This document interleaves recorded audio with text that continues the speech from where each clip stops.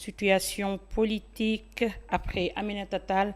Mankeur Ndiaye sur la même lancée Assane ginnaaw bi Aminata Tall moom waxee ci lu jëm ci wàllum conseil constitutionnel ak ni ñu tëggee wàllum législative yi nga xamante ne moom la ñu dëdmal Mankeur Ndiaye dafa mel ni dugg si na ci mbir mi moom tamit daal di ñaawlu ni dëkk bi taxawee ci jamono jii ñu toll. lu ay di jàmbat. bu nu waxee Mankeur Ndiaye sax daanu tudd keneen wala ñeneen ñu nekk ca fële ca boori palais ba. ñoo xam ni dañoo mel ni ñu ñoo wax ni dañoo révolté wu waaye feeñaguñu wala ñemeeguñoo feeñ. wala daal wax ji daal bëri na. dans le camp du pouvoir. il y a des supputations où il y aurait bala may confirmer il y aurait des supputations. dans le sens de dire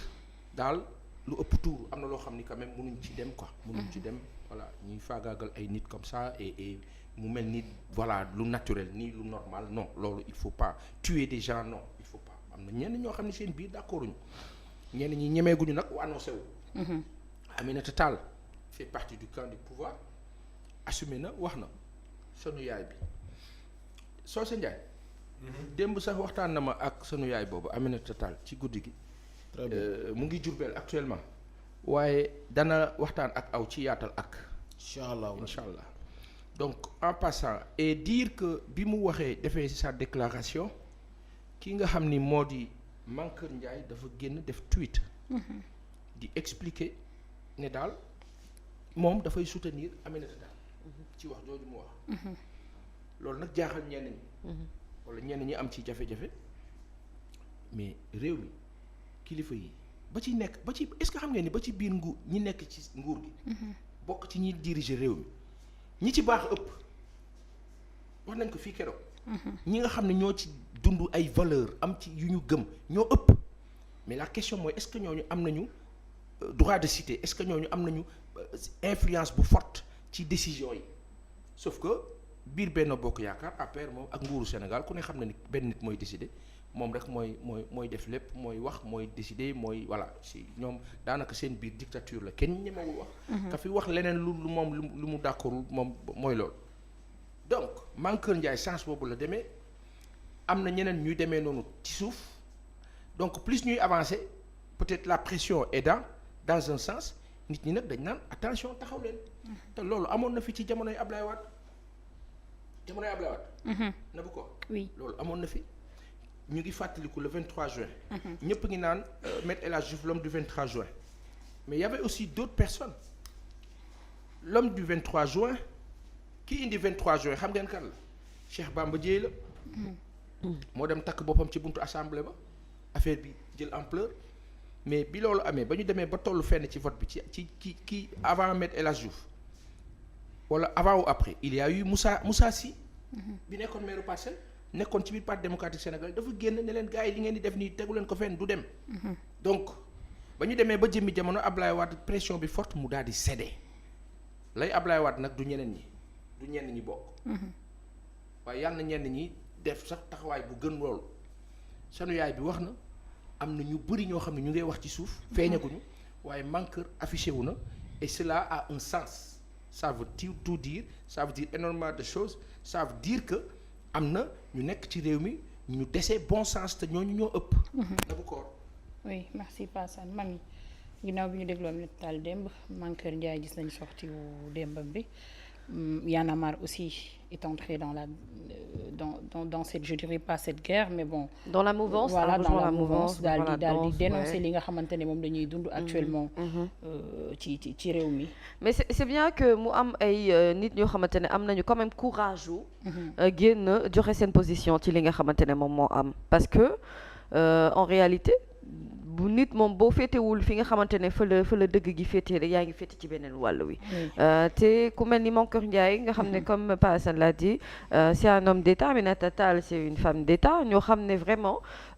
bëriwul sax d'ailleurs lu ñu leen di dégg ñuy def ay sorties yu ni mel di prononcé wu ci yenn yi ñeel wàllum actualité dëkk bi donc bu ñu prononcé woo ci lii am benn position boo xamante ne taxawee nañu fa nit ñi mun ñu def lu dul rafetlu loolu et je pense que ñëpp ñi nga xamante ni itam ñu ngi wër ki nga xamante ne moom mooy le président de la République Macky Sall dañu war a def la même chose justement pas dans le souci di chercher à plaire à qui que ce soit mais tout simplement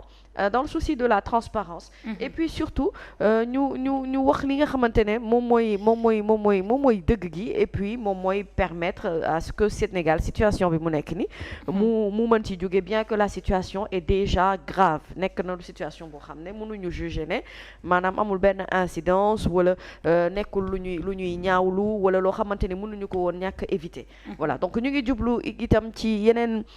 série de manifestations yoo xamante ne dina ami ji et dans ce cas-là on en appelle vraiment à la responsabilité et à la maturité de l'État on en appelle à ce que ki nga xamante ne moom moo fi jiite moom mu jiital bëgg-bëggam moom ci li nga xamante ne moom moo jëm ci wàllu jàmmi réew mi et loolu nag ñi ko ci mën a aider mooy ñi nga xamante ne soit dañoo nekk ci alentour am ñi ko jege ñëpp mais ñi ko ci mën a aider itam mooy képp koo xamante ne jàpp nañu ne sa kaddu doon na par exemple kaddu une voix qui porte boo xam ne booy wax nit ñi daañu la déglu te daañu la bàyyi xel donc c'est important que ay nit booy jiite dara c'est important que boo amee yenn responsabilité yu mel ni yorum réew gérer des millions et des millions de Sénégalais mu am ay nit yu la ñemee wax dëgg ne la fii nga jëm nii baaxul stop jaaral beneen yoon parce que fi nga jëm nii boo fi continuer lii ak lii mën na la ci fekk su ko defee bu ne nit kuy dégg itam mu bàyyi xel kaddu yi nga xamante ne ñu ngi ko yëkkati jëmale ko ci moom alors pour le cas de Y'en a marre maa ngi rafetlu aussi le fait que ñoom ñu mën a rejoindre un peu la danse comme tu l'as dit pourquoi parce que c'est ce qu'on attend en fait d'un mouvement comme Y'en a marre mooy au-delà de dénoncer au-delà de ñu mën a constater li nga xamante ne moom moo am ci réew mi Y'en a marre bokk na ci mouvement yi nga xamante ne et qui ont toujours été là participer ci lépp loo xamante ne benn tournant décisif la dans l'histoire du Sénégal donc mu rejoindre li nga xamante ne moom mooy li xew nii déjà c'est d'une intelligence parce que dafay wane ne effectivement c'est un mouvement qui est là pour le peuple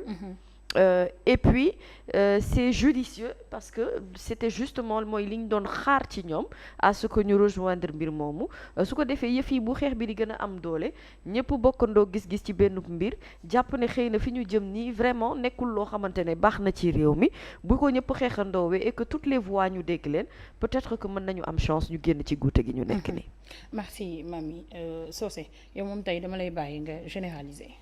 nga wax ci situation bi wax ci arrestation yi wax ci li ñu voilà ni ñuy dundee actuellement ci situation politique ci dëkk bi ak aussi démb voilà ak démb ñi nga nemmeeku ne fan yi yëpp ñu ngi artu ak di yëkkati seen kàddu pour wax ni l'État doit apaiser cette situation et yow fan ban sentiment nga am ak ban xalaat nga ci am. Non, sentiment de tristesse et de désolation aussi parce que réew mi ñun ñëpp ñoo ko bokk kenn amul droit di ci def loo xamante ne dafay gàllankoor des millions de Sénégalais. loolu ñi koy def malheureusement c'est un petit groupe. Avant ma ci sori juste nga may ma féliciter le courage de Aminata Tall et de Mankeur Ndiaye c'est très bien. waaw. et je pense que lii dafay traduire que rek li ñëpp di wax naan régime moom bu nekkee ci njeextal li moo ko sabar gu tasay yem daal. waaw man nag benn problème laa ci am. ñoom yàgg nañu ak le président Macky Sall muy Aminata Tall muy Mankeur Ndiaye c'est-à-dire que pourquoi attendre ce moment pour wax ne man dëgg fu mu jot dama koy wax Macky yàgg na def ay njombe ci réew mi on les a jamais entendus Sénégal pourquoi boo nekkee ak nguur. maanaam lu nguur def baax na mais il suffit ñu génn la ci poste bi nga nekkoon rek nga commencé tey di et c'est le cas de Aminata Tall. C'est le cas également de Mankeur Ndiaye. Ils ont fait des années ensemble avec Macky Sall yàgg nañoo ak moom waa ji di def ay njuumte yu rëy kenn mosu leen ci dégg mais comme les gars yi di wax il n'est jamais trop tard pour bien faire xëy na dem nañ ba ci biir gis ne ñoom dañoo war a sol mbubb wax waa ji dëgg sol nañu ko dañ leen di féliciter et loolu. dañu ci interpeller ñi nga xam ne souvent dañuy nekk ak nguur gis nga nekk ak nguur